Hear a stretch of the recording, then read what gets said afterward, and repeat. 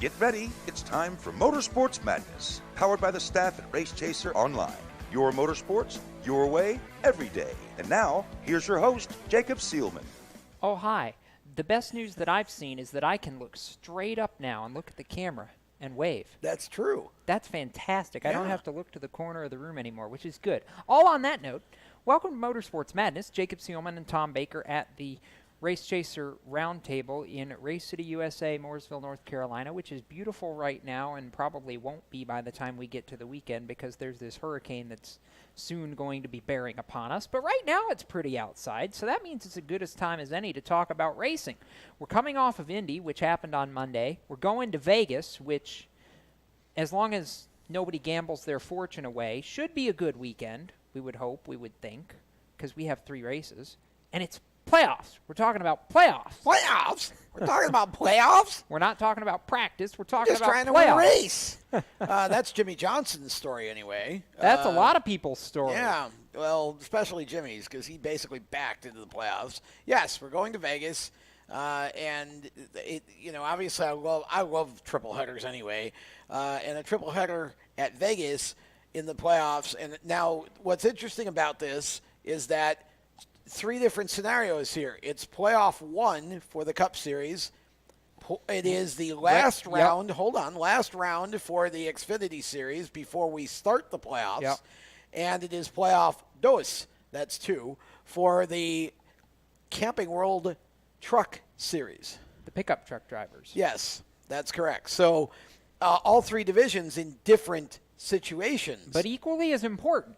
They're all important because you either win and even in the Xfinity Series, if you win Vegas, you advance into the playoffs, or if you win, you advance in the playoffs when it comes to the Cup Series and the Truck Series. So that's good. We'll talk about all of that. We'll give a quick little rehash of Indianapolis because, we had racing on a Monday, yes, so we should do that. And we had a 2 first time, races. Dos races on Monday. We had a brand new Brickyard 400 winner and a brand new team win the Brickyard 400 for the first time in 25 years. That's a big deal. So that's all well and good, and we'll get to all that discussion coming around the turn. Right now, though, we are going to step aside for our first little bit of business, and when we return, we'll have more Motorsports Madness coming up. So stick around. We are just getting started here on the Performance Motorsports Network and Facebook Live and all those good things where you take us in. We'll be right back. You own a performance car and you know how to drive, but you want to learn real performance driving. Well, Bunky, get that car off the street and onto the track. Summit Point Motorsports Park, the Mid-Atlantic's premier road racing facility, located just over an hour from D.C. in nearby Summit Point, West Virginia, is the place to go. And you'll find that Friday at the Track is going to give you what you need. For less than a monthly car payment, you can attend this regularly scheduled one-day instructional event in your street car on one of Summit Point's 3 world-class road racing circuits. You'll receive classroom instruction, skid pad instruction in their cars, including front and rear skid control, and 4 20-minute in-your-car instructional sessions from a professional instructor. Have fun, go fast, and really learn how to drive. Call 304-725-8444 for class schedules and details. That's 304-725-8444. Friday at the Track at Summit Point Motorsports Park. Green light. Hey girl, school zone. I'm getting hungry. Car changing lanes. You want to meet me for pizza? Stop sign. Intersection clear. Yeah, street. Pizza sounds good. Ball in street? Girl in street! It's hard to concentrate on 2 things at once, like texting and driving. Stop the text, stop the wrecks. How will you stop texting and driving? Tell us at stoptextstopwrecks.org. Brought to you by the National Highway Traffic Safety Administration and the Ad Council. Here's an important message from RAD and this station.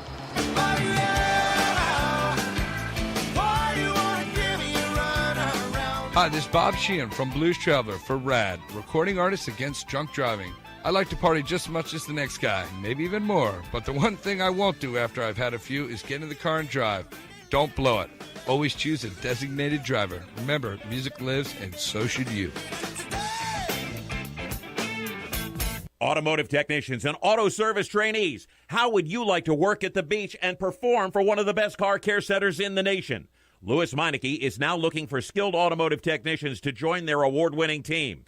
If you're a gearhead that knows his or her stuff, or a young up-and-comer that has the motivation and drive to succeed, then you need to make this call today. 302-827-2054. Lewis Meineke Car Care Center, located in beautiful Lewis, Delaware, offers a highly competitive compensation plan, great benefits, a flexible schedule, and did we mention that you're going to be working at the beach? Plus, there's a signing bonus for the right candidates. Technicians must be ASE certified and have a minimum of 6 years experience. Beginners advance at your own pace in one of several entry-level positions. But whatever you do, don't wait. These jobs will go fast. Call Tim at 302-827-2054. That's 302-827-2054. Lewis Meineke Car Care Center. Rev up your career. I'm Kaz Gralla, and you're listening to Race Talk on the Performance Motorsports Network.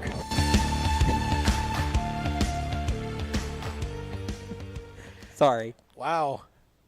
That's just like creepy. No. Or something. That doesn't work with that tempo, Jacob. I hope. Whatever. I was trying to time it right, and apparently I didn't succeed as well as I thought I did. That's exactly why white boys don't dance. Yeah, well, that's the truth. Well, don't tell that to Fred Astaire. That is the exact truth. Anyway, welcome back to Motorsports Madness, where you just saw exactly why we call this show Madness. Yeah, because we're all nuts. Yeah, we are. Jacob Seelman, Tom Baker at the round table, Cisco Scaramuzza via the Race Chaser Skype line, and we have the Randy Cam in business as well. Wave, Randy. Hi, Randy. All right, so, well, Tom's waving at Randy now. Fun. Just waving back at Randy. Let's talk about Indy for a minute, shall we? Okay.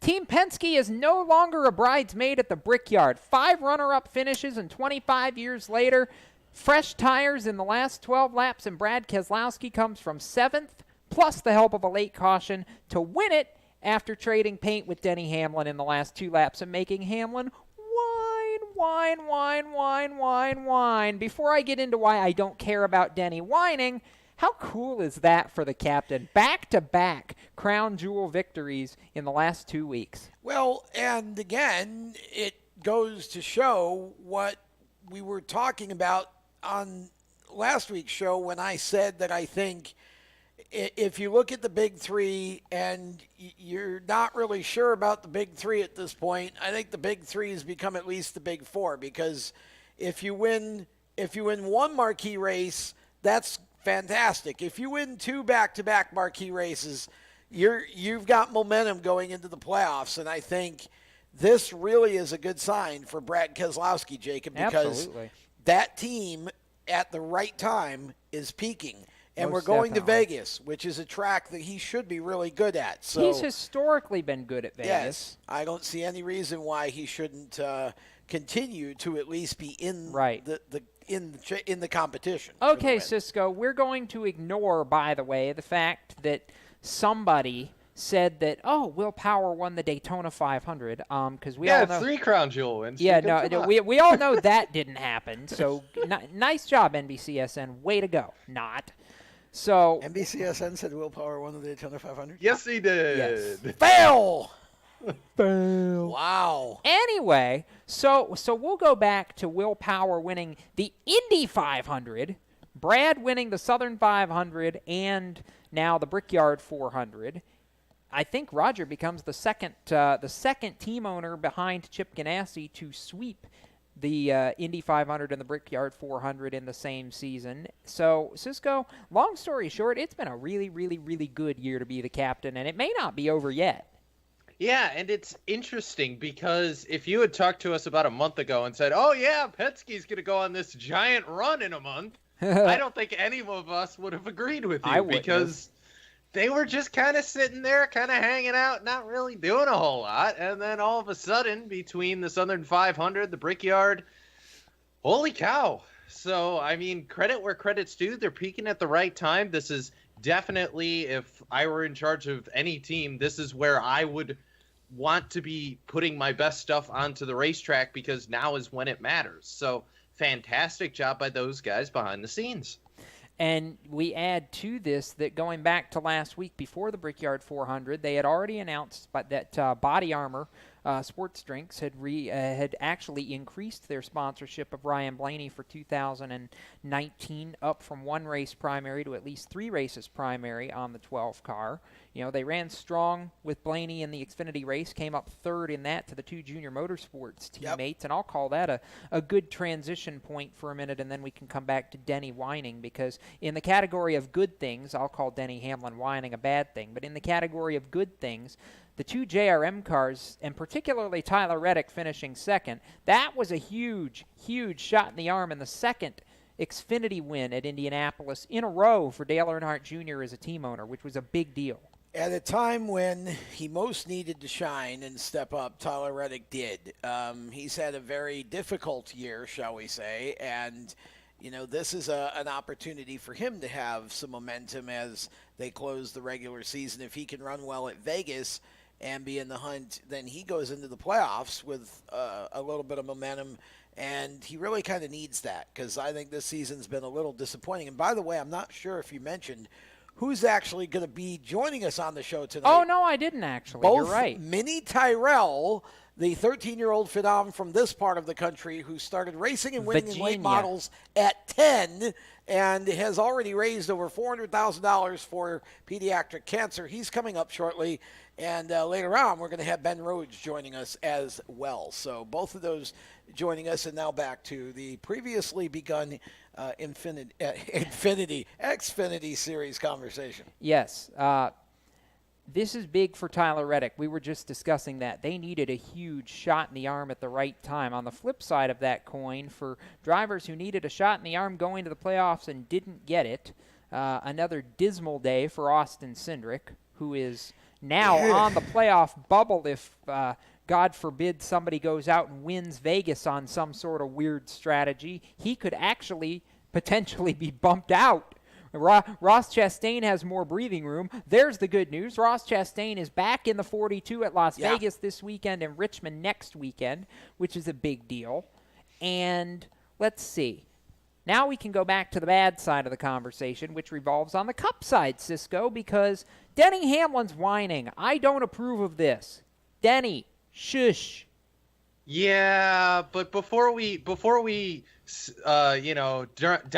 the show with Denny, I do want to point out, because we missed it just quickly, the finish to the end of stage 1 for the Xfinity race. We had the We had the 2013 Freedom 100 in stage 1 of NASCAR. We did. 4 wide to the line, separated by 36 1/1000ths of a second, and John Hunter Nemechek on the inside wins it.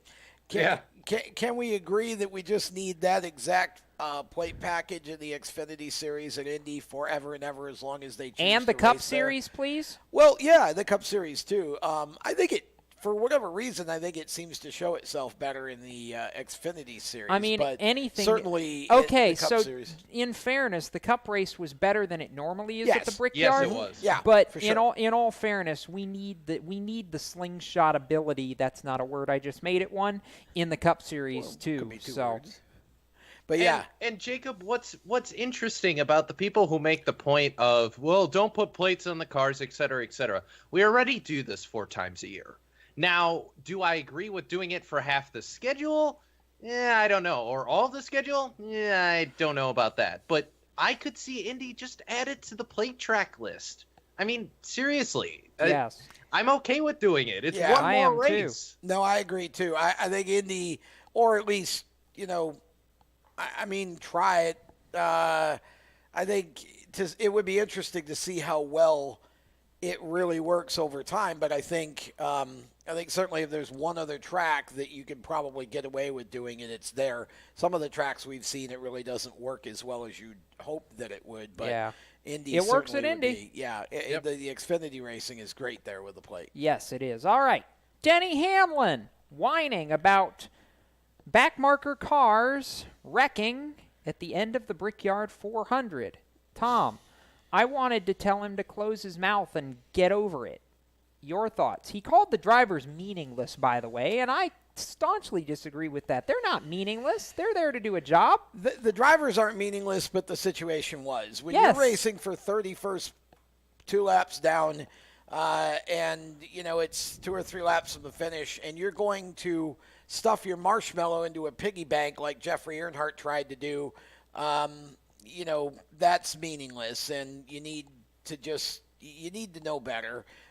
Jeffrey definitely has put himself in some rather unfortunate situations, and he took Landon Castle with him, who had no time to react whatsoever.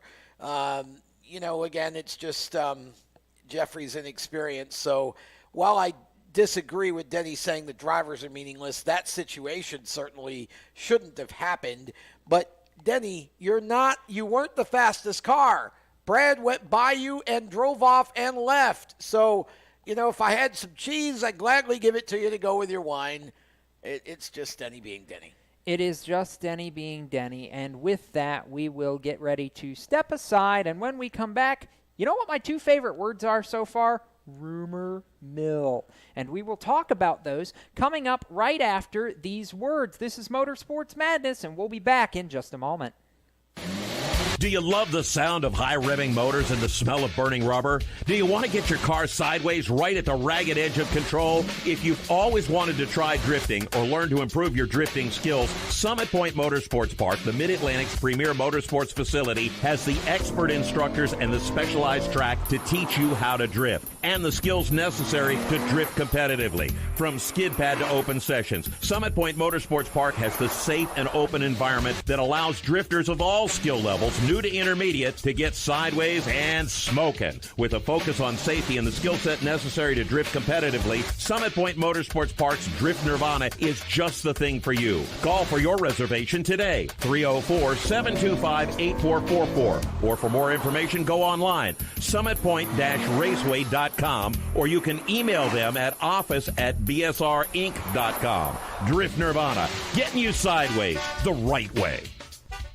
HMS Motorsport is the leader in motorsport safety. HMS serves the majority of Monster Energy NASCAR Cup, Xfinity, Camping World Truck, IndyCar, and IMSA WeatherTech teams, as well as countless SCCA and club-level racers and driving enthusiasts throughout North America. Featuring world-renowned brands like Schuberth helmets, Schroep belts, Adidas suits and shoes, Lifeline fire systems, and even Racecom radio kits, HMS has the right product for your type of racing and your budget. Their representatives are experts on only one thing, making your track driving as safe as possible. With locations in Mooresville, North Carolina, and Danvers, Massachusetts, the HMS staff is always ready to take the time to help you find the right product for your safety needs. Don't settle for second when it comes to motorsport safety. Stop in to HMS Motorsport. Visit them on their website at hmsmotorsport.com or send them a message on Facebook and tell them the folks from PMN Radio sent you. What an awesome game.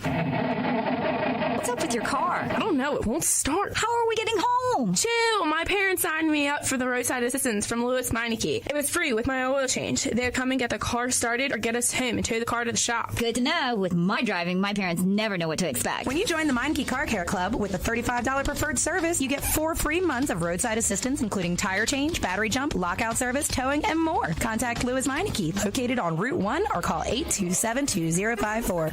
When do you think of a plumber? Like most people, even if it's an emergency, you can be confident about who will arrive to help you. For quality and reliability, count on someone you can trust. Call on the plumbing services of Hague Quality Water of Maryland. Plumbing doesn't have to be an emergency. We handle all kinds of preventative maintenance too. Hague Quality Water of Maryland is family-owned here in Annapolis since 1993. For a refreshing choice, call us at 888-84-WATER or visit us online. COPD, chronic obstructive pulmonary disease, is a lung disease that robs people of their ability to breathe. As many as 24 million Americans suffer from COPD, also known as chronic bronchitis or emphysema, and half of them don't know they have the disease. If you or someone you love is over 35 and has smoked more than 100 cigarettes in their lifetime, visit driveforcopd.org and take the screener, then take that to your doctor. I'm Jeff Stoltz, and I drive for COPD.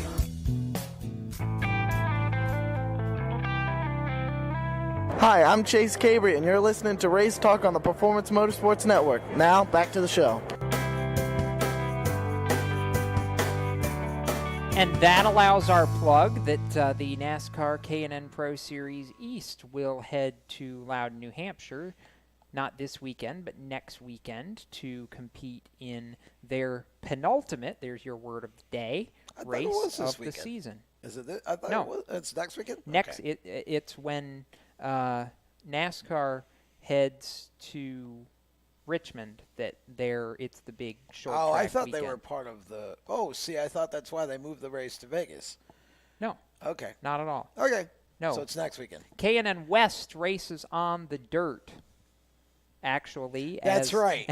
As this show is Yes. airing live on the Performance Motorsports Network And the, Spreaker. And Spreaker, the K&N Pro Series West are getting down and dirty on the dirt track at Las Vegas with some. I've not seen the full entry list, but 45 cars. Yeah. 40 to 45 cars. Should be a good race. Yeah. Name to keep an eye on for the future, by the way, in that race, Buddy Kofoid, who is a sprint car racer from out on the West Coast, who is trying his hand for the first time in a K&N Pro Series car. So that'll be fun to watch. I've seen Buddy race a sprint car a few times. Very, very talented 16-year-old. He's been down to Australia already as a kid, and certainly a very bright future, I think, ahead of him. Anyway, with all that said, you are catching Motorsports Madness right now. If you just tuned in, welcome. If you're still tuning in, well, welcome back. We didn't scare you away. That's good. Jacob Seelman, Tom Baker at the round table. We also have Cisco Scaramouza via the Race Chaser Skype line, and Randy Miller, our producer, back there with the Randy cam punching buttons, and I'm sure I'll find something that Randy will get fired up and discuss here in a little bit. We do have a microphone that we let him talk out of occasionally, and before we talk into it, and then sound comes out. Whatever. That's how that works. Close enough. Cisco Yeah. Wait. Yes, he did, and I'm going to do this with my voice because the fact that Cisco's pulling a Chris card means it's certainly well worth it. Breaking news: Cisco has a prop. Well, Jacob, I was digging through one of my old boxes, and I found this. Oh no! I believe this might be a crying It's towel. a crying It's a crying towel. It's so sad, Jacob. Daddy lost the race. Yeah, because really. He wrecked in the back. Wow. M1 fans. Hang on. No. This is where Cisco's then supposed to throw the towel down, look back up at the camera, and go, "Quit your whining, Hamlin." Quit your whining. Exactly. See, you did a pretty good Jimmy Spencer just then. Good for you, Cisco. Good for you. Jimmy, we love you. Yes, Jimmy would have been loves proud of Jimmy that. Spencer. All right, so we're now going to move into the rumor mill conversation, which is my favorite time. Otherwise on known the as show. silly season. Yes, and that is where I offer once again breaking news, or not news, but it's breaking news that this is a possibility. Ryan Newman to Roush Fenway Racing? No. If you believe that Ryan Newman would finish his career running in the back of the pack, then you are out of your mind. Ryan Newman can easily go run one of his open-wheel cars and have a nice, successful post-NASCAR career. He is not going to get out of the RCR car, which he has to work his tail off just to run top 10 with, to get into the Roush car, which is run top 10 exactly one time in 2018. Can you name which one time that was? It actually wasn't a top 10 finish. It was the one time it ran in the top 10 toward the end of a race. It was just a couple of weeks ago, and Kenseth fell out or fell off at the end because the car fell off the jack. Hang on a minute. Now, I was going to say, that was Indy. That was not even, last weekend. Last it was Monday. 3 days ago. That's the only time that car has been significantly in the top 10 all year. And you're telling me Ryan Newman is going to drive that car next year? I'm going to remind you how often the Sports Business Journal and Adam Stern, who reports motorsports for them, have been wrong over the last 5 years. I can count the number of instances on one hand. Well, it's not very often. And I'll quote, facing a potentially changed contract at RCR in 19, Ryan Newman has explored options with other teams on top of Wings staying at RCR per multiple sources within the garage. Ride most mentioned as possibility is Roush Fenway's number 6 car. Yeah, who Cisco. mentioned it? Cisco. My biggest grab from that, and the reason I could see it happening, one of Newman's major sponsors is Granger. Which and has a if very you dial deep relationship. Back the history books yes. a long time ago, back when Greg Biffle was a long rookie, time ago in a land far, far away. That was Greg Biffle's sponsor. So, honestly, it's not as far-fetched as I think you might think it is. Well, back in those days, Roush actually had cars that contended for wins. And, I'm not saying that the car is going to be great, and who knows? They have the Mustang next year. It could be an entire Camaro all over again. We don't know. If Matt Kenseth isn't excited about staying in it, I don't see Ryan Newman going there. I'm sorry, I just don't. And if he's got all that sponsorship, then I could see him ending up back in the 41 or back with Stuart Haas in the 41, because at this point, they've got no better option if Kurt Busch leaves, because Martin Truex is, if you believe the rumor mill, Martin Truex is going to Gibbs. So there just is nobody better for the 41 car that would bring any amount of sponsorship. Yeah. Now, what was also announced before the rain killed Sunday at the Brickyard was Chip Ganassi confirming to Jenna Fryer with the Associated Press that Jamie McMurray will not be back full-time in the one car next season. That's a guarantee. Now, what Chip also told Jenna is that he's put on the table an offer for Jamie to run the Daytona 500 next year, as well as take on a leadership role within Chip Ganassi Racing, much like what Dario Franchitti has at this current time. We don't know if Jamie's going to accept that. We do know the one is officially open season, which we kind of think real quickly is going to be closed season because Kurt Busch is going there.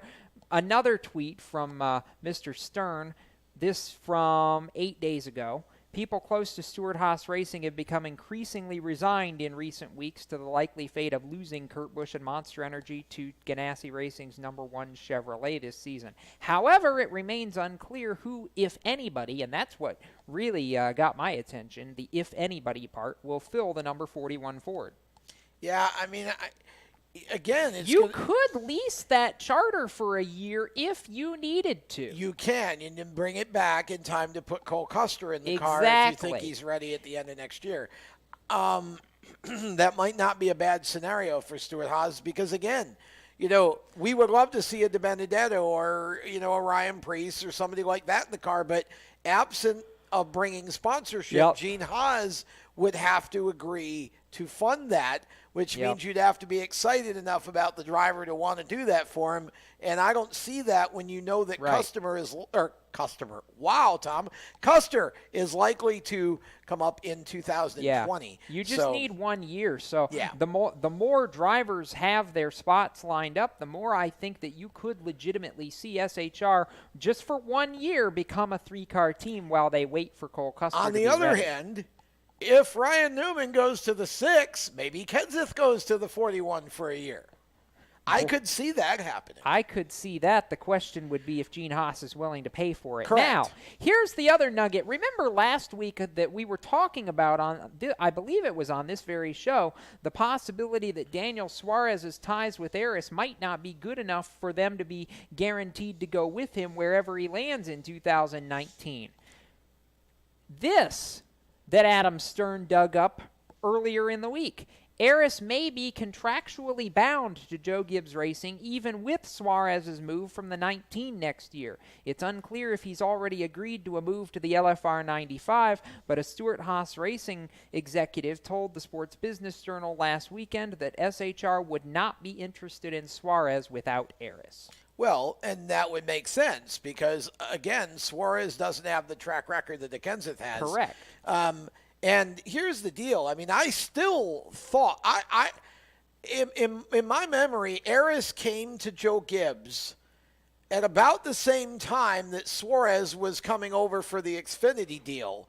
And so if Eris didn't do that specifically for Daniel Suarez, they certainly were a big party to Carl Edwards leaving the 19 when he did and Suarez taking over. So that would be Eris basically giving up on Suarez. And if that's the case, I think Daniel struggles to stay in Cup unless he's willing to possibly accept a B-class ride, because I don't see any of the elite teams putting Daniel Suarez in the car without sponsorship. And that, to me, would be a very unfortunate thing for Daniel Suarez to have the team and the sponsor basically kick him to the curb when, there was so much hubbub about him coming in. But then again, as we've said before, this is a business. It is a business, and it's a performance-driven business. And if you don't perform to the level that the people paying the bills want, you don't stick around very long. So with that, we will get ready to step aside. But I will offer, before we go to break, that there's been a video floating around social media today starring Jimmy Johnson and Fernando Alonso. Huh? We'll talk about what that could mean a little later in this show. Coming up in our next segment, however, we will hear from Minnie Tyrell. Yes, Tom did the visual. And talk about his burgeoning career and what he does for charity. This is Motorsports Madness. We're back right after this. Okay, so Sarah, I'm dropping you off at Emily's? Yep. And Josh, you're going to? Soccer, Dad. Soccer practice. Right. Oh, by the way, I just wanted to let you know when I pick you both up, I'll be wearing my short shorts. What? No! Yep, and my dorky dad hat, and I'm gonna do my dad dance for all your friends. They'll love it! Seriously? Why? Because I like my short shorts. Of course, I could be talked out of it if you guys would just buckle up your seatbelts without giving me a hard time. It's important to get your kids to buckle up for safety, no matter what it takes. And sometimes, all it takes is your parental powers of persuasion. Okay, we're buckling up. See, all buckled. Good choice. I'll just have to do my dad dance at dinner time. What? No! Do what you have to make sure your kids are wearing their seatbelts, even on short drives. Never give up until they buckle up. A message from the National Highway Traffic Safety Administration and the Ad Council. Visit safercar.gov/kidsbuckleup for more information. Parents, your son or daughter has had their license for a while now, but you want to make sure they're prepared for any situation they may face on the road. High school driver's ed doesn't teach them to drive defensively. They need to be prepared for any highway emergency. For less than a month's insurance, and a whole lot less, BSR instructors at Summit Point Motorsports Park in nearby Summit Point, West Virginia, will teach your son or daughter how to respond instantly and positively to unexpected situations on the road. BSR's specialized accident avoidance training teaches swerve to avoid maneuvers at highway speed, ocular driving, which focuses driving attention on ways to avoid accidents, vehicle dynamics and feedback, skid control and skid recovery, threshold braking on straights and progressive braking on curves, and off-road recovery techniques. This is stuff driver's ed simply doesn't teach. So call BSR today, 304-725-8444. Give your kid the skill set needed to drive safely and responsibly on the highway. That's 304-725-8444. This is a test to find out if you know it all when it comes to children. Name one of the leading killers of U.S. children age 1 to 13. What's the best way to protect children in a car crash? At what age and size should a child start using a booster seat? Don't assume you know it all when it comes to car seats for your child. Go to safercar.gov/the-right-seat and know for sure. Brought to you by the National Highway Traffic Safety Administration and the Ad Council. Hi, I'm Noah Gregson, and you're listening to Motorsports Madness on PMN, the Performance Motorsports Network. There be a driver that's going to be in competition at Las Vegas Motor Speedway this weekend. Noah Gregson bringing us back to Motorsports Madness, which will continue into this segment with our first special guest of the evening. Tom missed a birthday in somewhere off the top of the show. Minnie Tyrell is 14. He used to be 13. Years old. He used to be 13, but Minnie joining us now via the Race Chaser hotline. First time that we've had the pleasure of having him on the show. Minnie, we're glad to have you, and welcome to the program tonight. Thank you. Thank you so much for having me. I really appreciate it. We hear that you're at a dinner that you interrupted to be on the show with us. Where are you eating dinner? Oh, we're at Longhorn Steakhouse right now. Eating with my grandfather and my dad. Man, I am jealous. Eat a nice big prime rib for me, will you? I will. I'll make sure of that. All right. So Minnie, I want you to kind of take everybody back through the story here a little bit, since this is the first time we've had you on the program, and talk for our audience a little bit about how you got started in racing and some of the things that you do away from the track too, because I know in addition to your racing, there is a lot of extracurriculars and charity work that you're doing in addition to your racing career. Yes, sir, of course. So I started my racing career at 4 years of age, racing the go-kart at Old Dominion Speedway in Manassas, Virginia. Wow. I competed in many different levels of racing. I know my dad is the one who got me into it because he was a racer before, and I know I pretty much grew up. I remember being, just a little newborn sitting at the racetrack watching Dad on a Saturday night. And so yeah, I grew up through racing. I've always been at a racetrack my entire life. I've been through many different levels in cars. I've competed in many different series, and now I'm currently 14 years old and running in a late model stock car series. And we'll be coming up here September 29th is the Valley Star 300 in Martinsville for us that we'll be competing in. I know that's going to be a really big deal for you guys to run at Martinsville, and I want to talk more about that in a minute. But correct me if I'm wrong in the timeline here, but you were running a late model at 10, is that right?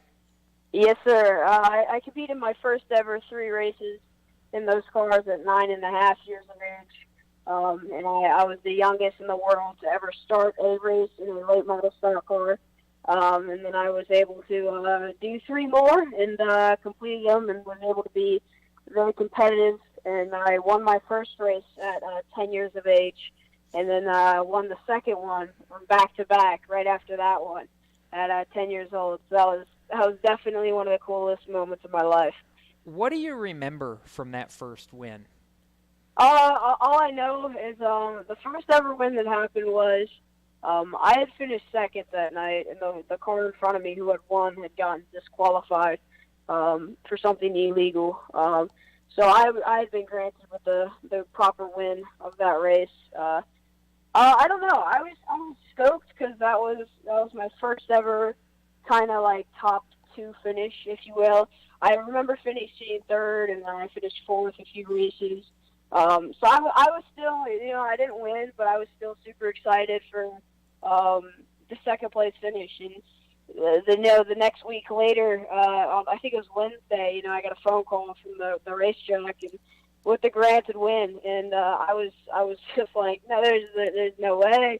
And no, I was super stoked. And then to be able to come back the next weekend after that, and be really in victory lane at 10 years of age is truly incredible. And I've had a lot of people to help me get there. What was it like for you to run a late model that young? I mean, were there any challenges for you on track and getting started that young in a late model? Honestly, I think we were just having fun. I think it was a wild idea. I'll tell you how it all started, which was the car owner at the time his name is Sam Beatty. He still goes with me everywhere I go, and we still hang out. He's a wonderful person, and I love him to death. But so I was at his house, and I was bush hogging for him and mowing grass, and he had a car sitting in his garage. And I said, hey, when do I get to drive this? Not really thinking, but just kind of a little joke, like, hey, when can I drive this?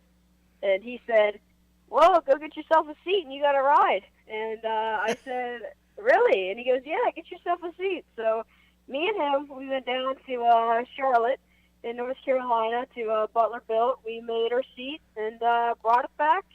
And we put it in the car, and next thing you know, the next Friday, I think we were at the racetrack testing. And now I think I was 0.4 off the pole my first ever time in the car. Wow. At the racetrack. And, they said, well, would you like to race tomorrow? And I said, well, absolutely, I want to race tomorrow. And so that kind of just went off from there. So yeah, that's how I really got my start, and I know that I wouldn't be anywhere that I am today without that man, and I can't thank him enough. So thank you, Sam Beatty. Wow, that was awesome. Okay, so we'll get back to the racing in a moment, but I want to talk about the off-track side of Mini Tyrell because of course. You are the only 14-year-old I know who has been a major party to raising $400,000 for pediatric cancer. Talk a little bit about how Minnie's mission got started and talk about what you've done to fundraise, because I understand there's a pretty famous, now retired driver that you're working with on some of this now. Yeah, no, definitely.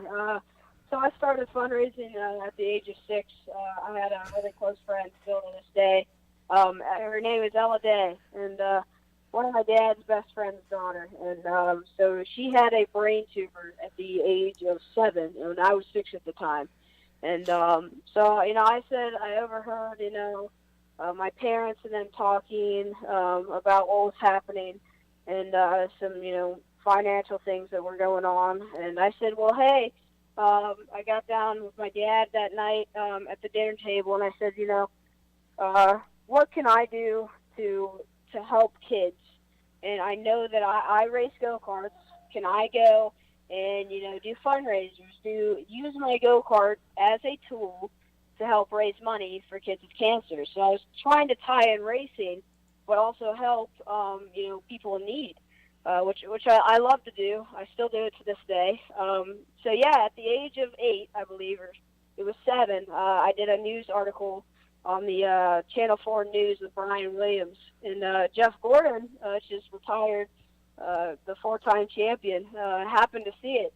And I was able to go and meet him in Williamsville Speedway, which is just coming up, and talk to him. And now we're working together today and have raised, almost $500,000, which is crazy to think about. That's unbelievable, Minnie, that you took that initiative and you've grown it into, again, this thing that you call Minnie's Mission, and that's really cool. Thank you. I appreciate that. Yeah. So now what types of events, when you raise the money, how do you do that? Yeah, no, definitely. We have, I know one day I had a lemonade stand up in front of my house. I was able to collect, I believe it was like $70 just selling lemonade all day. And for, cancer research. I also hold fundraisers. I know kickball is a huge thing. We didn't have a tournament this year, but normally we would have a tournament every year that we did. We would get a bunch of teams together. I think the year that we did it, which was a year ago or 2 years ago, we had 22 teams, and it was a huge event. It turned out to be such a success. We raised, I think it was $34,000 in one day. And Jeff Gordon pledged to match, I think 4 years before that, whatever we raised. So that was a huge income. And we did a bowling tournament last year, which was, we had, I think it was another 20 teams just to come out and bowl and come and raise money. And I do massive things like that. I like to go and talk about it and get the word out to people. Every time I'm in front of a camera or doing an interview, I like to talk about it and tell people that there's ways that you can help, because cancer is such an awful disease that's not going to go away unless we do something about it. So it needs to be looked into, because that's definitely one of the leading causes of death here in America and all around the world. That's incredible. And I know, looking at your website, your kind of ultimate vision for this is to build a hospital for children with cancer as we continue to look for a cure. So just incredible to see the work you're doing. To kind of circle back to the racing a little bit, Minnie, talk a little bit about your 2018 season this year. And I know you mentioned Martinsville a little bit ago. You've got to be excited to head there, too. Yeah, no, I'm stoked to go there. Yeah, no, 2018's been a great year. We went down and competed at Carteret County Speedway. I know the owner, Bobby Watson, is not doing well right now. I'd like anybody who's listening to please pray for him. He's the owner of Carteret County Speedway.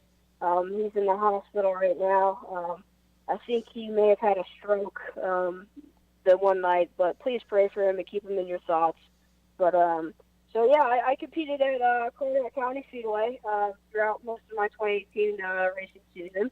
I went down to Shenandoah Speedway once. We had been able to win the race there.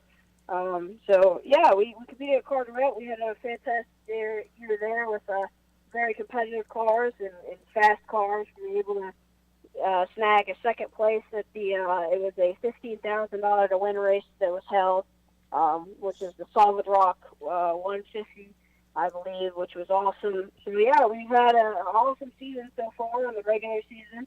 I'm looking up to Martinsville coming up here September 29th. Next week will be test day. We'll be there, and I think Richmond will be October 20th. So people mark the calendars. Come by and see me at Richmond International Raceway. And then I believe we'll look forward to running the Thanksgiving Classic and then Myrtle Beach in December. Well, certainly it's been a busy year for you, Minnie. Now, you made your Cars Tour debut, as you mentioned, this year, and you talked about the Solid Rock Carriers 300, another race that kind of brought a lot of the Cars Tour group. Now, they just announced this year that next year, Orange County is going to be hosting a 30K to win late model stock race out in Orange County in April. Is that something you guys are looking forward to and planning out? Yes, of course. I think we actually had that discussion or maybe like a week ago, but I believe we're definitely looking forward to going there and competing with some of the best in late models. Definitely looking to run the Cars Tour all next season and compete with those guys and partner up with some more sponsors.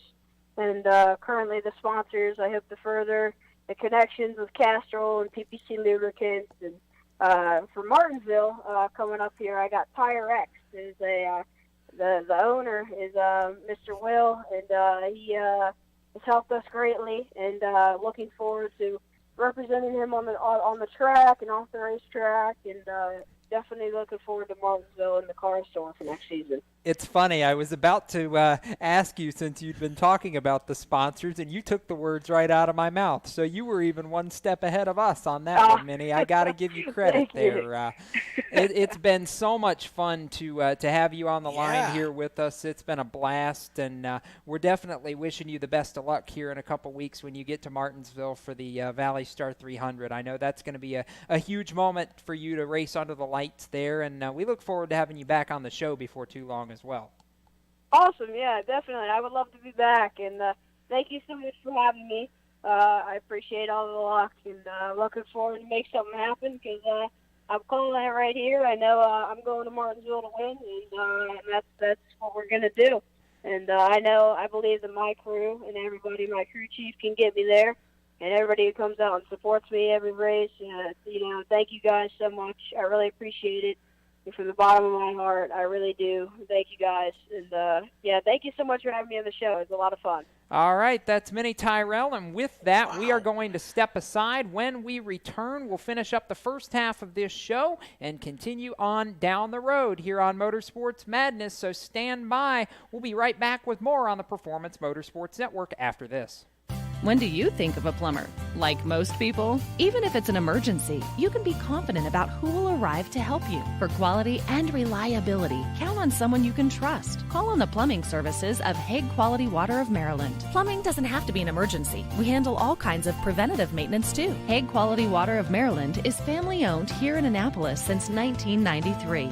For a refreshing choice, call us at 888-84-WATER or visit us online. Here at Lewis Meineke, we're more than just your average car care center. Hey, it's Dave, your neighbor from Lewis Meineke. Whether you need an oil change, brakes, tires, or anything under the hood, we've got you covered. Take advantage of our free check engine light service as well. Yes, free. And don't forget about our free shuttle service. Never stress, we'll take care of the rest.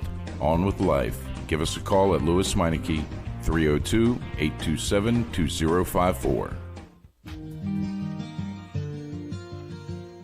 Every 30 minutes, another innocent person is killed due to a drunk driver. My best friend. My brother. My poor grandchild. My sister. My father. My husband. My mom. My mommy. Well, I've been afraid of changing, 'cause I've built my life around you. Stop these tragedies before they happen. Don't drink and drive. Do you love the sound of high-revving motors and the smell of burning rubber? Do you want to get your car sideways right at the ragged edge of control? If you've always wanted to try drifting or learn to improve your drifting skills, Summit Point Motorsports Park, the Mid-Atlantic's premier motorsports facility, has the expert instructors and the specialized track to teach you how to drift and the skills necessary to drift competitively. From skid pad to open sessions, Summit Point Motorsports Park has the safe and open environment that allows drifters of all skill levels, new to intermediate, to get sideways and smoking. With a focus on safety and the skill set necessary to drift competitively, Summit Point Motorsports Park's Drift Nirvana is just the thing for you. Call for your reservation today, 304-725-8444. Or for more information, go online, summitpoint-raceway.com, or you can email them at office@bsrinc.com. Drift Nirvana, getting you sideways the right way. If you own a gun, you have a full-time responsibility. When you aren't using it, be sure it can't get into the hands of curious children, troubled teenagers, a thief, or anyone else who might misuse it. Your family, friends, and neighbors are all counting on you. Remember, always, lock it up. For more information on firearms storage safety, visit ncpc.org. This message brought to you by the National Crime Prevention Council, the Bureau of Justice Assistance, and the Ad Council. Hi, I'm NASCAR driver William Byron. You're listening to Motorsports Madness on PMN, the Performance Motorsports Network. William Byron bringing us back as we get ready to close the first half of this show. Boy, we've already covered a lot of ground, hadn't we? And we have. How about Minnie Tyrell in that last segment? Unbelievable. Was that not fun? What an amazing young man, and to be that composed and that good with the vocabulary and doing all that and so thoughtful and compassionate. I mean, we could only hope, right, that our sons would be, as compassionate and thoughtful of others as he obviously is. So, that's a kid with a lot of initiative. Yes. Good luck, Ben Rhodes, following that interview. But we will be talking to Ben later on. Yes, I'm still trying to figure out how we're supposed to follow that interview, frankly. I don't know. Let's just give him his own show. Yeah, we're not half as put together as he is. That was amazing. Anyway, all right, so let's see. What all do we have to do still in the second half of this show? We have the Fernando Alonso, Jimmy Johnson social media mystery that we have to get to at some point in the second half. Everybody's all up in arms and speculating about that already. Yeah, and before we do that, just to finish Minnie Tyrell, he didn't mention his social media, but Minnie Tyrell, Tyrell, MinnieTyrell.com is his website. You can find him on Facebook and all that good stuff too. Go follow him and keep up with him. But back to the Johnson. 2 R's. I think you said 1 R. Tyrrell. Thank you. Okay, Tyrrell. Minnie Tyrell. And like I said, go follow him and say hi to him because he is definitely a future star. Absolutely. And 2 current stars, as you mentioned, Johnson and Alonso now. Don't get into all of it. We've only got a minute here. Well, I'm just going to say that if Johnson and Alonso are doing a video together, that could only mean one thing. That Jimmy's going to run the Indy 500 next year, and Alonso's running his car at Charlotte, right? Ha! Not. No. We'll get to the real theories here coming up in a little bit. Don't worry. We promise. I like making up my own rumors. Hey, you're really good at that. I am good at it. You are really good at that. We have more from the rumor mill coming up in the second half of this show, though not necessarily in the NASCAR side. So we'll get to all that. Stay tuned. You're going to want to hear some of this. It's actually really kind of interesting. Randy's going to punch a button in a minute. We're going to get ready to go to break, and the second half of Motorsports Madness is going to be coming up. So stick around because we got a lot more to dig into. You're taking in the show on the Performance Motorsports Network, Spreaker, and Facebook Live. We'll be back after this. We're growing like crazy and need account reps who know their way around agencies, the internet, and social media. Got connections? Or do you know how to get to the decision makers? Are you fearless? We need you. Internet radio, or as we call it, wireless mobile radio, is rapidly becoming the place to be with almost limitless income potential. So contact us to get involved with the fastest growing professionally produced group of Internet radio stations in the world. Your imagination is the only limit here. Call 717-749-0444. That's 717-749-0444. Or you can email us at scorpionradiogroup@gmail.com. You want to ask for Sue. Okay, so Sarah, I'm dropping you off at Emily's? Yep. And Josh, you're going to? Soccer, Dad. Soccer practice. Right. Oh, by the way, I just wanted to let you know when I pick you both up, I'll be wearing my short shorts. What? No! Yep, and my dorky dad hat, and I'm gonna do my dad dance for all your friends. They'll love it! Seriously? Why? Because I like my short shorts. Of course, I could be talked out of it if you guys would just buckle up your seatbelts without giving me a hard time. It's important to get your kids to buckle up for safety, no matter what it takes. And sometimes, all it takes is your parental powers of persuasion. Okay, we're buckling up. See, all buckled. Good choice. I'll just have to do my dad dance at dinner time. What? No! Do what you have to make sure your kids are wearing their seatbelts, even on short drives. Never give up until they buckle up. A message from the National Highway Traffic Safety Administration and the Ad Council. Visit safercar.gov/kidsbuckleup for more information. If you're a gearhead and you just can't get enough of your favorite motorsports on that channel on the cable, or you look at that Guy network and you just go, what does that have to do with me? We have the answer. Performance Motorsports Network.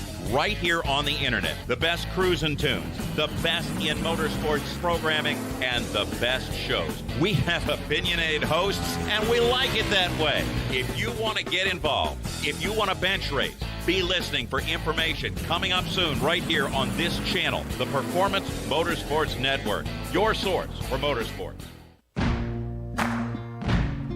I'm an HRA Pro Stock Racer, Tanner Gray, and you're listening to the Performance Motorsports Network, the voice of motorsports. I feel like NHRA is going to be a good stopgap here, so welcome back to Motorsports Madness.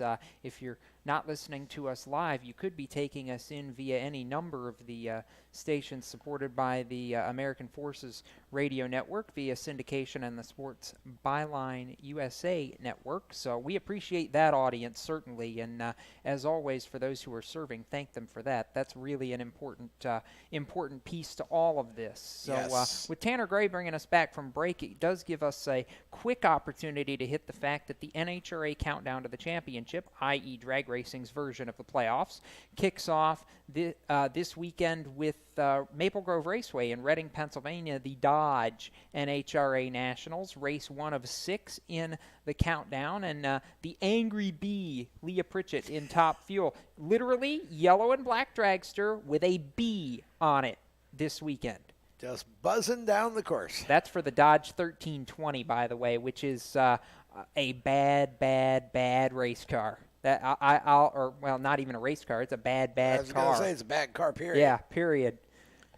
So that's going to be exciting. The storylines are endless at Maple Grove. Leah Pritchett trying to win for Mopar. John Force is chasing win number 150. J.R. Todd's trying to go another race in a row, winning in Funny Car. The Pro Stockers, good grief, if you ask me who's going to win that championship, I'll tell you, pull a name out of a hat, because any one of the 10 could win it. Exactly. The bikes, it's between Ellie Tonglet and the Harleys, and whether the Nitro Fish can come out ahead of the 2 Harley Street Rods. I mean, good grief. Are we excited yet? And then there's that Tanner Gray. Like I said, talking about pulling pro stock names out of a hat, there is that Tanner Gray guy that brought us out of break who's won 5 times this year. Well, and he's certainly capable of pulling it off, that's for sure. And he's quietly had a really good season this year. Yeah. He's well, not I wouldn't as say flashy. quietly. Well, quietly in the sense that he's not one of the more flashy or wild and crazy kind of personalities. He just goes and gets it done. Tom says he's not flashy yet. He just debuted a brand new white and blue car, and they call him Pretty Ricky.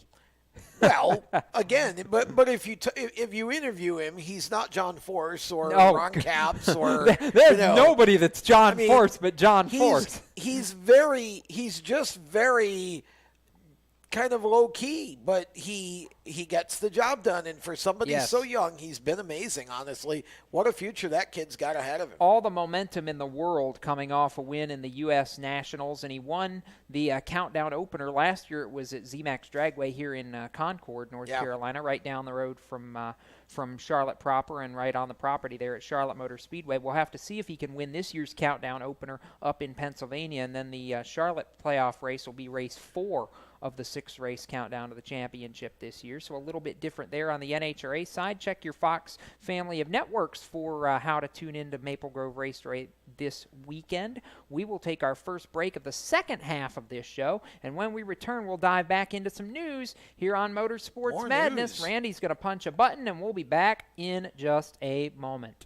You own a performance car and you know how to drive, but you want to learn real performance driving. Well, Bunky, get that car off the street and onto the track. Summit Point Motorsports Park, the Mid-Atlantic's premier road racing facility, located just over an hour from D.C. in nearby Summit Point, West Virginia, is the place to go. And you'll find that Friday at the Track is going to give you what you need. For less than a monthly car payment, you can attend this regularly scheduled one-day instructional event in your street car on one of Summit Point's 3 world-class road racing circuits. You'll receive classroom instruction, skid pad instruction in their cars, including front and rear skid control, and 4 20-minute in-your-car instructional sessions from a professional instructor. Have fun, go fast, and really learn how to drive. Call 304-725-8444 for class schedules and details. That's 304-725-8444. Friday at the Track at Summit Point Motorsports Park. Every 30 minutes, another innocent person is killed due to a drunk driver. My best friend. My brother. My poor grandchild. My sister. My father. My husband. My mom. My mommy. Well, I've been afraid of changing, 'cause I've built my life around you. Stop these tragedies before they happen. Don't drink and drive. The Performance Motorsports Network is a compilation of shows about motorsports.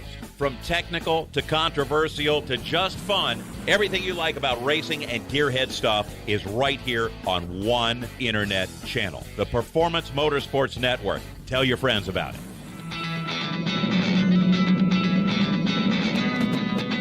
Hi, I'm Reed Sorensen. Racing has been a part of me and my family for as long as I can remember. I had to make tough choices early on to get to the top. It took hard work and dedication. But it's those tough choices that help me prepare for challenges I would face as a cup driver. Make the right choices today and be ready for the challenges tomorrow. This message is brought to you by the U.S. Air Force.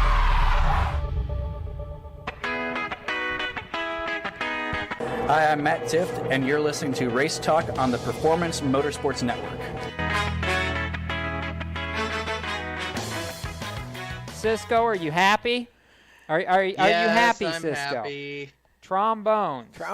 There you go. Yes. Welcome back to Motorsports Madness, which you can take in via the Performance Motorsports Network or Spreaker or Facebook Live via the Race Chaser Media Facebook page or the American Forces Radio Network or about 10 different podcast outlets because we're everywhere. Yeah, it's great. We really appreciate everyone at Sports Byline USA and all of the various places in which they distribute this show, and of course all of our new friends with American Forces Radio. We certainly appreciate the opportunity to be a part of AFN because we definitely support our troops. You missed our you kind of sort of missed my joke there. It's one of those where sometimes people go, "Are you following us?" This is the point in the show where I go, "We may not be following you, but our voices are." Yeah, that's true. Yes. Okay. So, with all that, we encourage you to follow us, though. Yes, Race Chaser Media, Facebook, Twitter, and Instagram. And there at a racetrack near you. Oh yes. So if you can catch up. See, you're a hard guy to catch up to at the racetrack. You are not wrong about that. All right, let's talk some Wear more rumor mill stuff for a little bit and actually get to the open wheel side of life for a few minutes. I feel like that's a great place to go, don't you? Can we start with F1? Yes, because I'm absolutely thoroughly confused. Kimi Räikkönen, let me start that. You're thoroughly confused and tongue-tied. Tongue-tied. Can I start that over? Let me do that. Kimi Räikkönen committed career suicide recently with the announcement that he's driving for Sauber. Okay, you obviously aren't very well versed on your Kimi Räikkönen history.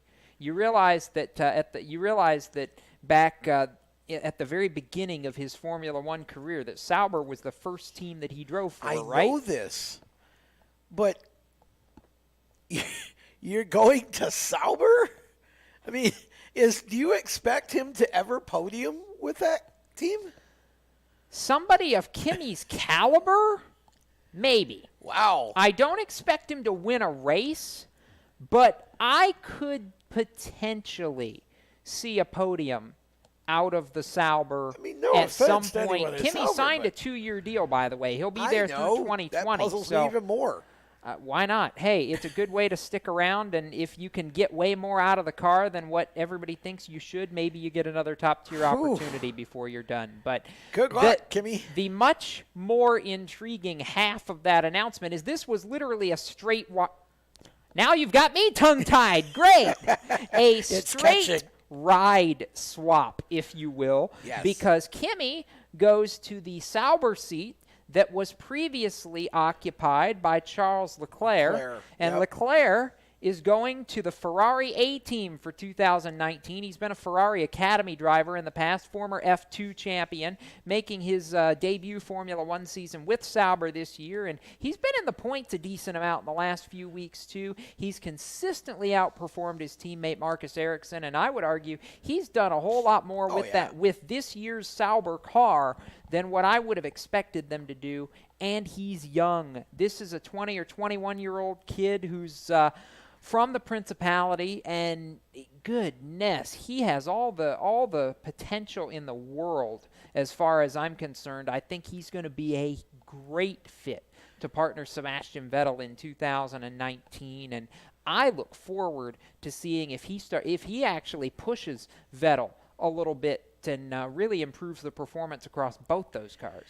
I'm going to hit Cisco on this one. I think that Leclerc and Pierre Gasly to Red Bull have to be the two most fortuitous decisions made so far in this round robin that's become the F1 silly season, because I think both of those drivers are drivers who have very strong futures in the series, a whole lot of talent for both of them, and I think this was a great move for Leclerc, and it was a good move for Ferrari, just like I think Gasly signing with Red Bull was a good move, pairing him with Max Verstappen. This feels kind of similar to when Schumacher made the move back to Mercedes. And it's kind of, Kimi's getting to that similar point in his career where he's been doing this a while, and I think he wants to go back to, a team that he enjoyed being on and he was able to help. And I think he wants to take his expertise to a team that he knows he can help them, because he's been at these top-level teams. He's had success in the sport, and he wants to bring that back to a team that gave him his big shot. That's how I'm reading it anyway. Well, I can understand that, and but again, I mean, we see Matt Kenseth come back to Roush Fenway and Cup, but I don't think he's enjoying himself very much, although he did get up and have a good run this past weekend. Stage winner, Matt Kenseth. But I mean, it's been one shining light in a return full of darkness up to this point. But, I think that, again, I think both Leclerc and Gasly will be great additions to their teams. And I think both of them are drivers of the future here. Red Bull definitely intrigues me, because as much as I think of Verstappen, two young guys. Yeah, I think Gasly is going to really push Verstappen. Now, the key to both of those kids is the ability to dial it down. Yes. In other words, every lap is not a time trial lap. Right, exactly. Well, the other key to that next year is it's going to be the first season for Red Bull with Honda power, and that reliability from an equipment standpoint is going to be equally as important as reliability from a driver's standpoint in making it to the finish. I agree. And I think that's something that Red Bull, even with Renault this year, has struggled with. Well, they have. And so if that isn't an issue, I think there's an opportunity for that team to be one of these surprise teams in 2019. But I'm glad to see Leclerc go to Ferrari. Yes. I just was shocked that Kimi went back, but maybe he can elevate Sauber with his experience. Maybe he can help them. I'd like to see that. I really would like to see that. At least drag them up closer to the Haas portion of the grid going forward. 4th, 5th in the Constructors' Championship, at least able to score points consistently. I think that would be a really good goal for them in 19. Now, quickly to the IndyCar side. It's championship weekend. It is. I'm not counting the Penske's out, but in all actuality, this title fight is Scott Dixon versus Alexander Rossi. Who are you taking in your corner, and who comes out with the Astor Cup? Me first? Yes. Okay, you're only talking about the championship. We're not picking a winner of the race, right? Championship. Because I don't believe either of these two will win the race. Really? No. But I think Alex Rossi actually will end up winning the championship. I just feel like there's He's some got sort a of decent deficit to overcome. I know. I just feel like there's some sort of a Hollywood script here. But you know what? Either one of them would deserve it. So absolutely. I just think Rossi's really proved himself this year, Cisco. I find it very hard to disagree with you there, Tom. I mean, the fact Rossi's been able to close what we thought, a month ago would be a astronomically large point gap back to Scott Dixon. He's been able to do it and put Dixon on his toes. So, I mean, really, it comes down to who's going to be able to really hit that next level and, turn the wicker up to 11. And I honestly, I think I see Rossi being able to take that bigger risk because we've seen him do it at the past at this big of a stage and have it pay off for him. And yet he took a risk and had cautions fall in the wrong way at Portland to where it made his life much more difficult going into Sonoma. So you can't predict everything. Yes. I honestly believe this is Dixon's championship, Cisco, but that's my 2 cents. Rossi will either lose this championship on a big random strategy call, or he will win this championship on a big strategy call. He's not going to ride in the middle. No, absolutely not. He's gonna, he's got a 30-point deficit. It's not like he has to do anything astronomical to win the championship. He's just got to win the race and have Dixon be 3rd or worse. But we know Scott Dixon at Sonoma. That's much easier said than done. It's a track he's extremely good at. Yeah, I don't know. I'm just feeling a Rossi. I think this is Rossi's time. And, however it has to be accomplished, I just feel like Alex Rossi is kind of the man of the hour right now.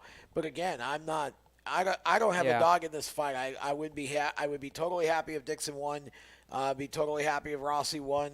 But no, I don't think either one of them will win the race. I think you're going to see probably a Penske car end up. Oh gosh, one of the if you're New Gardner Power, you have to win the race and pray for a miracle. Yeah. So both of those guys will be both of those guys will be swinging for the fences in that race on Sunday. And let's also point out this is the swan song for the IndyCar finale being at Sonoma Raceway. Next year it moves back a week and heads to WeatherTech Raceway, Laguna Seca, home of the famed corkscrew, which I am so absolutely psyched about. I love that, if we have to have it on a road course, I've preached for a while that Laguna Seca was the place to have it. So I love that they're going back there and look forward to that in 2019. But at the same time, definitely reflect on all the memories that Sonoma's given us. With that, we'll take a break.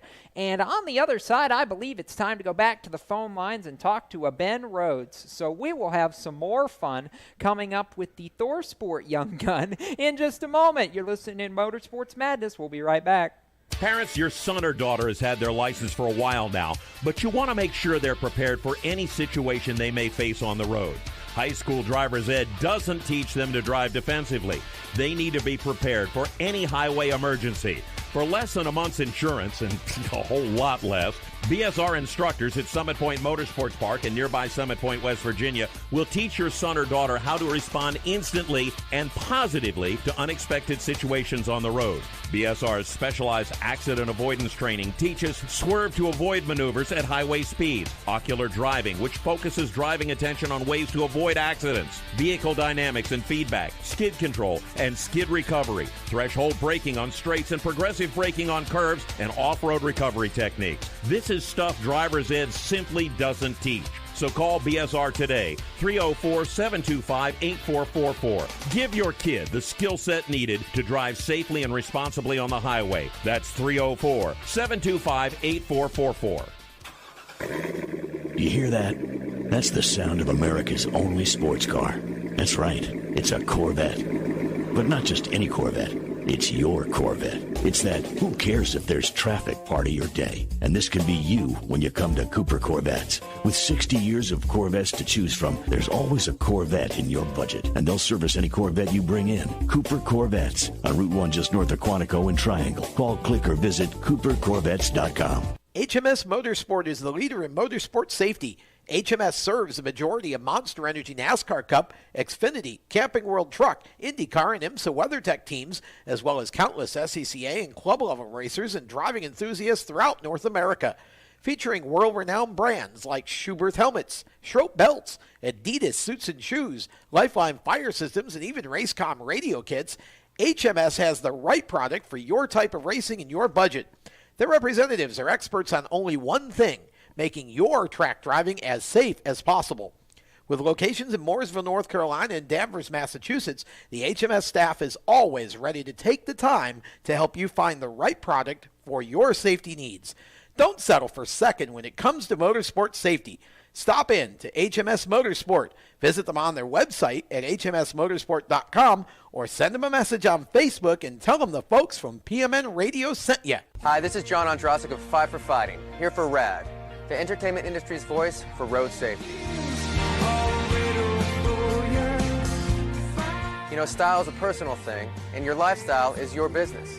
But if you take it on the road, it becomes everybody's business. So please, plan ahead, designate before you celebrate. Friends, don't let friends drive drunk. A public service announcement brought to you by RAD, the National Association of Broadcasters, and the Ad Council. Hi, I'm Ben Rhodes, and you're listening to the Performance Motorsports Network, the voice of motorsports. That would be the taped version of Ben Rhodes. We're working on getting the real version of Ben Rhodes to talk with us, but that does give us a pause to go back to the Truck Series playoff conversation for a few moments and reflect on the fact that we are going to the same race and the same racetrack that just a year ago, Tom, Ben Rhodes scored his very first NASCAR Camping World Truck Series victory at, in a thriller over Christopher Bell. And as I wrote earlier today, he is trying to kind of resurrect some of that Sin City magic this weekend. He's 1 point below the cut line, so he doesn't have to win, but I'm sure he'd love to and take all that conversation about points away. Well, yeah, I mean, it's always easier if you win your way to the next round. Mm-hmm. And Ben knows how to win at Vegas. Yes. So yes, he does. You know, I feel like he's going to be in the hunt, but this has been such a knockdown, drag-out competitive series this year. Isn't it great? Oh, it's fantastic. I mean, it's just when you think that somebody like a Johnny Sauter, yeah, he's won a bunch of times, but there's way more to this championship race at this point than Johnny Sauter. And a driver like Ben Rhodes or Justin Haley is a driver who could be very dangerous in these last bunch of races here, because there are some tracks coming up like Vegas that suit their style and their approach. This is anybody's truck championship among the playoff contenders, I think, at this point. All right, Cisco, so I'll turn to you and pose the question here. So what do you make of things now that we're through round one and nobody's really jumped out as a prohibitive favorite? As far as the trucks, it's like you said, that's the biggest thing for me, Jacob, is the fact that no one's been able to separate themselves from the rest of the pack, you know, both pun intended and not. Nobody's been able to show me that, oh yeah, I'm going to go out and win this championship, kind of like what we've seen Johnny Sauter do in the past this season. Right. It's just been, everybody's kind of been, you know, running together, but anybody at that point could break out. I mean, I'm waiting to see if Brett Moffitt will pull something out of the hat. I'm waiting to see Stuart Friesen do it. I'm waiting to see Sauter do it, obviously. there's plenty of guys who can make it happen. I'm just waiting. Show me, get something, guys. Show me something. Yeah, and I think for me, the team that I really want to show me something is the 18 team of Noah Gragson. Frankly, they've proven they can win stages, but they have not been very good at closing the deal. Obviously, that was evidenced in Canada, and I would say the same goes for the 52 of Stuart Friesen, frankly.